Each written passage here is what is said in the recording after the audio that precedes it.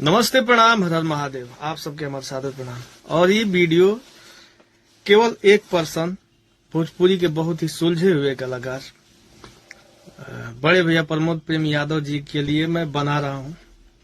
प्रमोद भैया, मैं आपसे डायरेक्टली बात करना चाहता हूँ कि आप जो मेरा ट्यून बार बार उठा रहे हैं, बोलबम में आपने उठाया पियावा पवन सिंह देवरा खेसारी हो रहा, आपने गाया सुनवा सलामत रहे।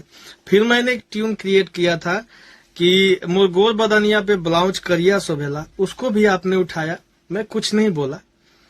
जो भी गीतकार आपको गाना दे रहे हैं, अपने गीतकारों से पूछिए कि वो कहाँ से उठा रहे हैं, किसी का कॉपी तो नहीं है।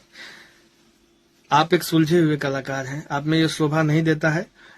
और मेरा यही निवेदन है कि मुझे छेड़ा ना जाए। छेड़ने मुझे भी आता है, मैं भी छेड़ सकता हूँ। आपको छेड़ने में मुझे देर नहीं लगेगा।